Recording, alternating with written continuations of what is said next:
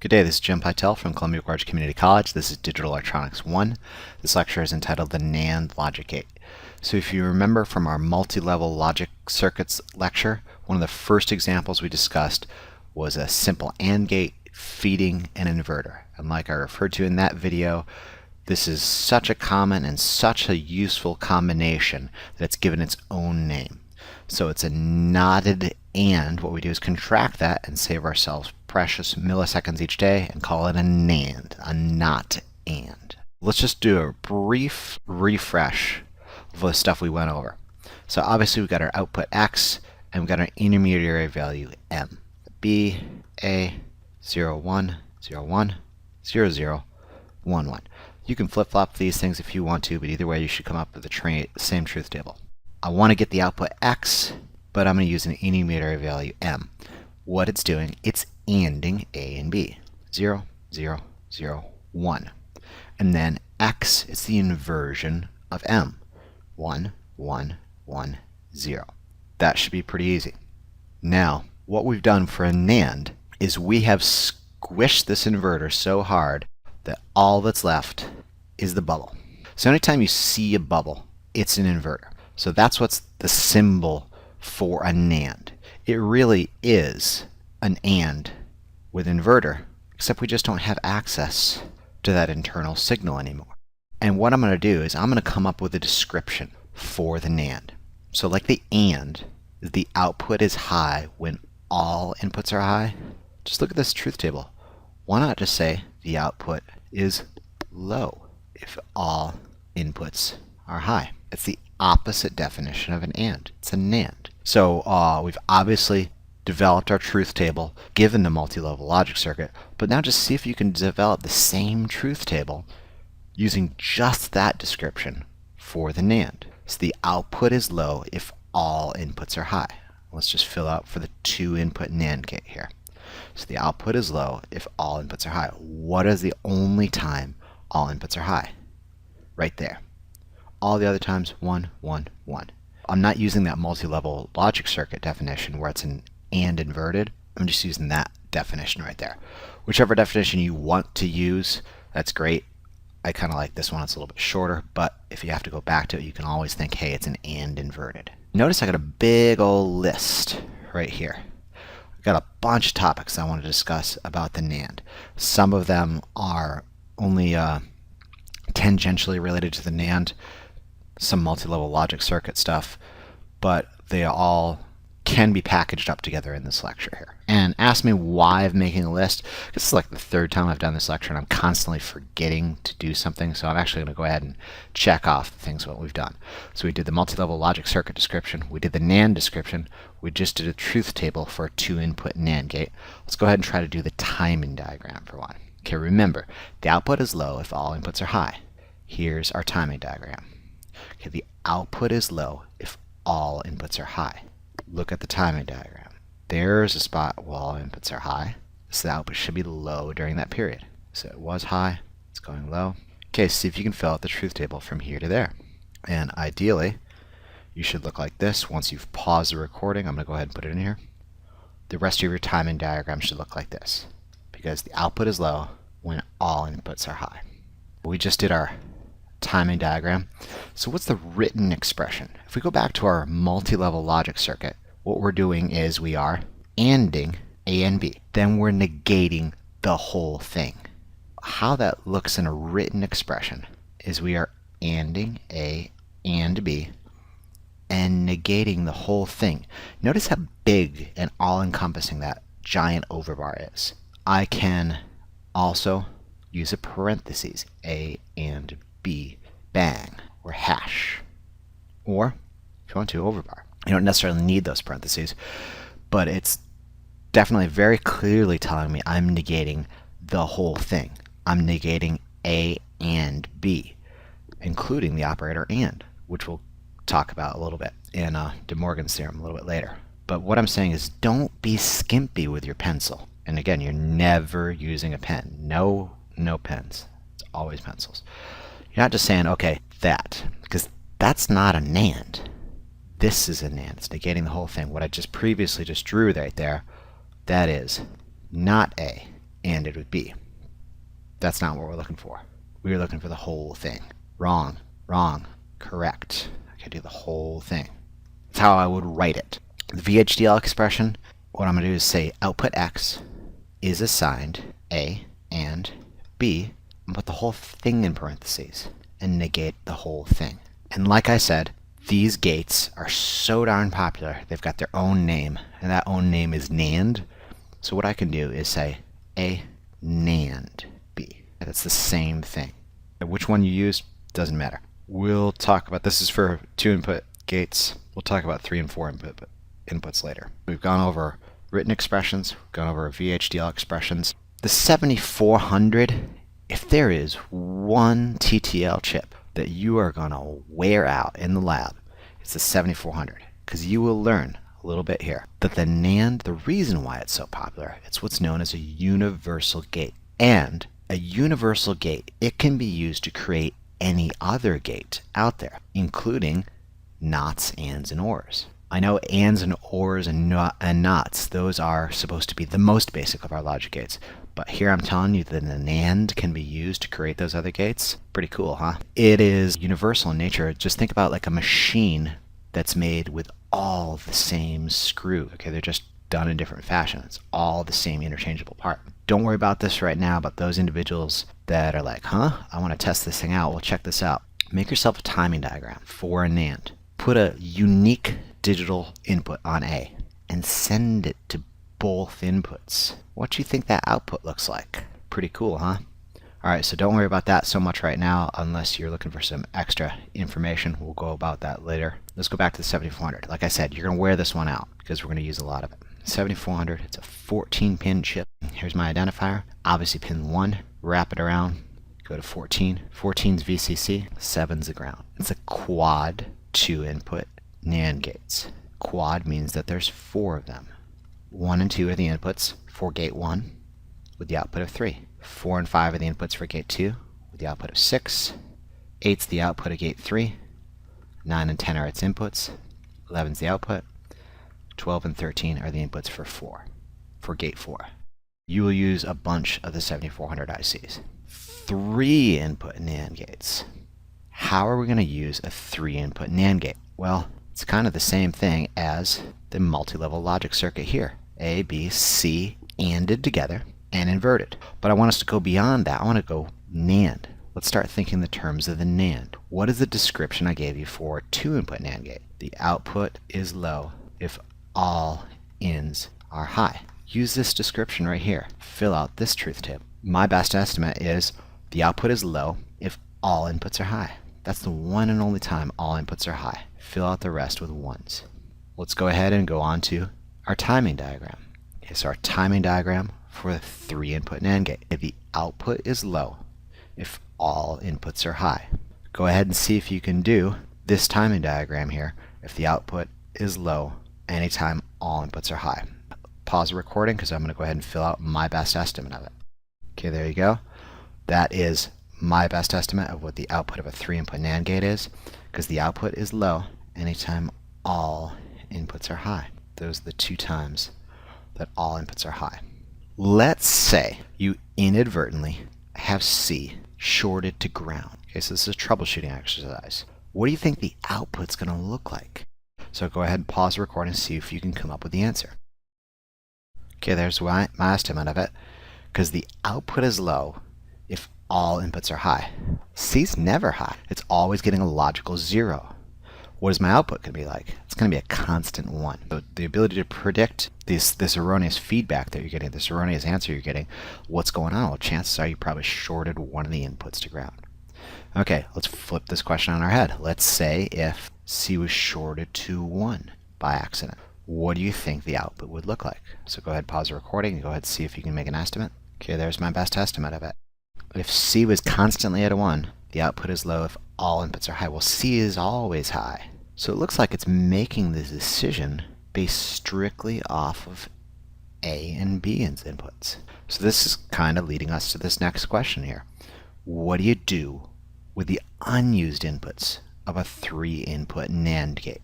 Let's say you go to the NAND store and you want a 2-input NAND gate. and they say, hey, we're out of 2-input NAND gates, but we got a bunch of 3-input NAND gates. How am I going to make that 3-input NAND gate behave like a 2-input NAND gate? A, B. What do I do with this third unused input? You can't just let it dangle there, waiting for some erroneous signal there. You've got to tie it to something. Okay, and I've already kind of answered that. What if I put a 1 right there? It's making the decision based strictly off the A and B inputs.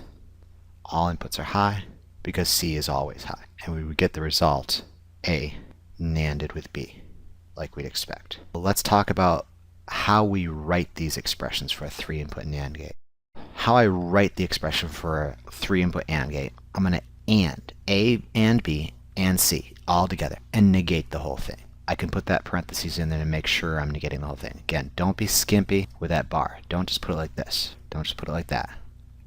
Negate the whole thing. I'm knotting A and B and C all together. How do you write this in VHDL? Okay, this is tricky. Or is it? We'll see. One would think, for a 2-input, you can do that. One would think you could do something like that. And the answer is no, you can't. And I'm just talking about single standard logic variables right now. You can't necessarily do that because it's going to throw a syntax error at you. Because this NAND is designed to handle 2 variables. Would this work? Or would this work? The answer is none of those iterations is going to work. Do this. A and B and C, parentheses, not. I'm negating A and B and C, which follows the associative property. It doesn't matter the order of A ANDed with B ANDed with C. Does the NAND gate follow the associative property? And this is kind of one of those things where it's tangentially related to the NAND gate, but it's pretty important to your understanding of multi-level logic circuits. My question to you is, do the following circuits have the same behavior? And you'd be surprised to see what the results are. Here are our 3 circuits. What I'm asking is, in the written expression here, is A NANDed B NANDed with C. If I was to write this in VHDL, is that equivalent to B and C? Excuse me, NANDed B and C. NANDed with A? Is that equivalent to A and B and C negated? Okay, a 3-input NAND. Okay, and I know I did VHDL on this one and written expression on this one. Let's go stick to the same. A and B negated, then again NANDed with C. Are these 3 equivalent here? So to do this, and we're going to actually revisit, this is a great exercise for De Morgan's theorems and Boolean laws a little bit later on. But all I'm going to do is just kind of make a truth table very similar to what we did in multi-level logic circuits. So there's my 3-input truth table for A, B, and C. I've got 8 possible combinations, and I want to see if X, Y, and Z all have the same truth tables. There's a different way, a faster way to do this when we go over De Morgan's and Boolean algebra, but let's go ahead and it's a great application of NANDs now within multi-level logic circuits. How am I going to do this? What I'm going to do is I'm going to use the intermediary value M and the intermediary value N. So what is M? M is NANDing A and B, okay? And then from X, it's the NAND of C and M. And that's just for circuit X right here, because I got X, Y, and Z. Okay, go ahead and see if you can fill out the results for M and X. So for M, it's NANDing A and B. The output is low when all inputs are high. Right there, right there. Now just compare M and C's columns. That one and that one. You're going to NAND those together.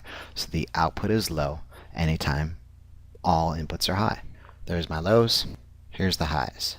Does that, just compare X and Z. I know we haven't done Z yet. Z should be easy. What is the truth table for a 3-input NAND gate? Z.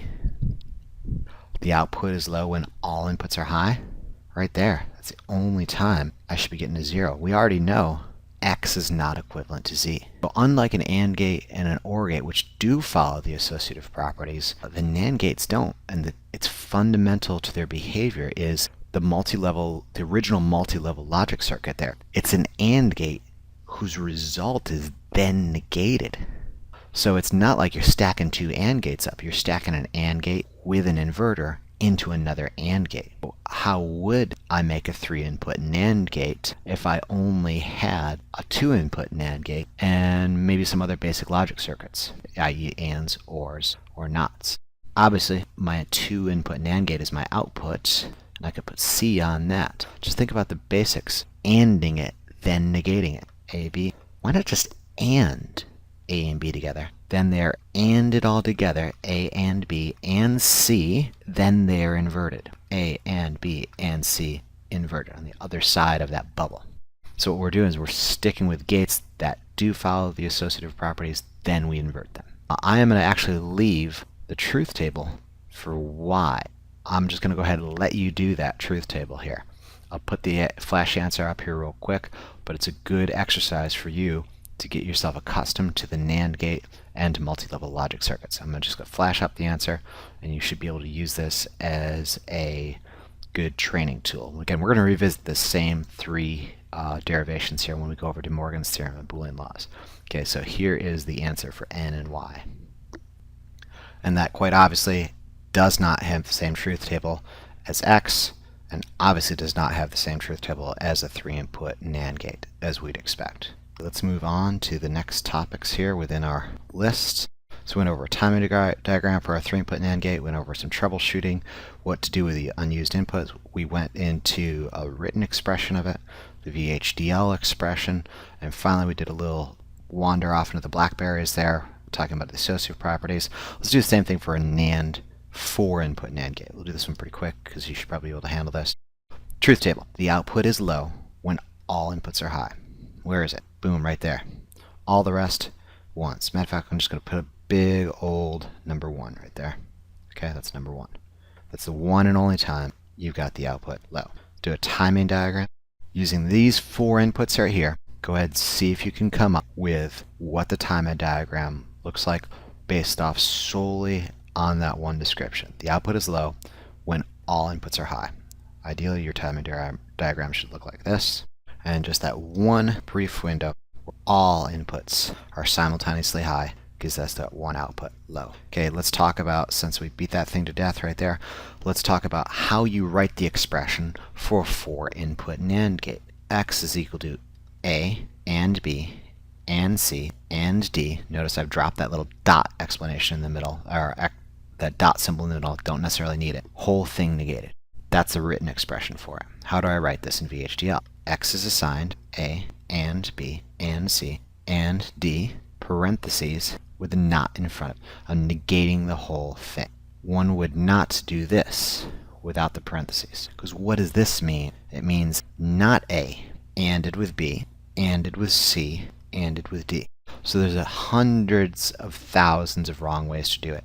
Very often there's only one way of doing it correctly. Whole thing. Live by the parentheses, die by the parentheses. Got to remember to close it with a semicolon. And again, I would not try to do this with standard logic. It's quite obviously if a 3-input NAND gate does not follow, that's not equivalent to something like this. Okay, so you don't want to do that. You want to do the whole thing together and negate that whole thing. So we have rounding up. We did our truth table, a timing diagram, written expression, the VHDL expression. Let's use this. We've already kind of used this in a multi-level logic circuit. Let's go ahead and just put a multi-level logic circuit with some of the other gates in there that we've already discussed and see how this thing works. Okay, so here's a multi-level logic circuit. What I want you to do is come up with the truth table for X, and I want you to come up with a written expression for X. Whichever one you want to do first, I don't care. Let's just go ahead and try to do the written expression first. What is the OR gate receiving, the thing at the end? Well, it's receiving A ORed with the result of this gate. Okay, what is the result of that gate? Well, it's B and C ANDed together, then negated. What's on the other side of the input of that OR gate? It's an A. So our final expression for X should be A OR B and C negated. Now again, make sure you don't go crazy with that bar. That's wrong. That's right. Okay, and we'll talk about those giant overbars in a little bit here in the next couple lectures. How do I come up with a truth table for this? Just assign an intermediary value. M, P, Q. I don't care what you want to call it. Let's call it M for this one. What is M's expression? It's B and C ANDed together, negated. Or it's the NAND. So the output is low when all inputs are high. Right there and right there. The rest are 1s. What is X? That's M or A. So anytime I see a 1 in A or a 1 in M, I'm going to go ahead and fill that out. There you go. Looks like there's only one time right here, and we actually get a 0 for an output. So your ability to dissect multi-level logic circuits with not just ands and ors and nots, now we're going to go ahead and throw a NAND in there. You got to be able to come up with the expression. You got to be able to come up with the truth table. And I know you should be able to, you guys think that you can go ahead and do that all in one step. I seriously recommend you, especially when you're starting out, to do these intermediary values. It's just going to help you out. Okay, where are we at in our list of things to do? Use of multi-level logic circuits. Here we go. Negative logic. So no digital electronics course would be thoroughly complete without a point discussing negative logic and totally confusing every student. So I know some of you guys up to this point are tracking, and we've been talking about this concept of looking for the ones being true. That's the asserted value. And what I mean here is we're, from the perspective of this truth table, we're describing the truth table as, that's our output X. The output is low. All ins are high. I'm looking right there as the inputs are high. I'm only really describing the truth table right there. What if I was to look at this from the perspective of negative logic? Okay, now some of you guys have been tracking here with negative logic positive logic this whole time. Every once in a while you get a question. You're kind of capable of resolving it. Now what I'm going to do is I'm going to throw you for a loop. I'm going to say, okay, the zeros are the asserted state. And some of you guys are just going to go like, boom. He talking about? Don't stress so much. There are good ways and bad ways to discuss negative logic. And the way I like to think about it, I'm going to try not to confuse with negative logic. An active low. It takes a 0 to get it to do something. Think about our earlier discussion about sourcing versus syncing. The syncing 0 lights something up, so that's kind of an active low. Remember our lamp test on our 7447 chip, the BCD to 7-segment decoder, had a bar over it, and on its input it had a bubble, meaning if on your timing diagram it was constantly high and suddenly it dipped down to 0, at that moment it's waiting for a 0 to test the lamp. All those segments would come on. So it takes a 0 as the input. You can use that negative logic description to describe the other half of the truth table. Okay, does that make sense? And the way I would describe the other half of this remaining section in green, I would probably describe this in a different fashion than I did this up here. I would say the output is high if any input is low. Do you understand what I'm saying? I'm looking at the inputs being low now. So I'm going to write that out, and there you go. And the key to this thing, the key to the difference to things is this word all, which is an AND gate, and any, which is kind of like an OR gate. Low, which is using that negative logic. So what I'm saying is the yellow is describing this portion of the truth table. The green is describing this portion of the truth table, and they're both correct. What if I was to draw the same NAND gate as an OR gate, looking for zeros? How would I make an OR gate react appropriately to this? What I would do is I'd draw it like this. Perhaps an OR gate with its inputs inverted. If I get a 0 here and a 0 there, I'm getting a 1 there and a 1 there, my output's a 1. I get a 0 on the top, 1 on the bottom, that's that there, I still get a 1 output. I'm just describing a different portion of the truth table. And for continuity purposes here, sake of completeness, finish up the truth table. And just like I did with a NAND gate, I went from that multi-level circuit and just kind of squished it together into one gate. I could do the exact same thing. And we just demonstrated they're functionally equivalent. If this is a not and, this thing over here on the right is known as a negative OR. And don't be tempted to contract it to a NOR, because it's different, totally different. I'm saying negative first, then OR. Now, what I want you to do for the object on the right, the negative OR, and I know this sounds dumb, just do the truth table using only the green description. Okay? It's the exact same inputs. 0, 0, 0, 1, 1, 0, 1, 1. The output is high if any input is low. Yep, that's high because both of them are low. B is low, A is low. It's not high, it's got to be low. It's the same truth table. They're functionally equivalent. And I know it seems like, yeah, no duh, it seems like a party trick. This becomes increasingly important when we deal with multi-level logic circuits where perhaps a NAND is feeding a NAND. Think about negating a negation. You can drastically simplify multi-level logic circuits if you start thinking in this negative logic terms. So I think I have beaten the NAND horse to death here. We've talked about a bunch of properties about the NAND gate, and again we're going to revisit the NAND gate because it is incredibly useful. Okay, let's move on to the NOR gate.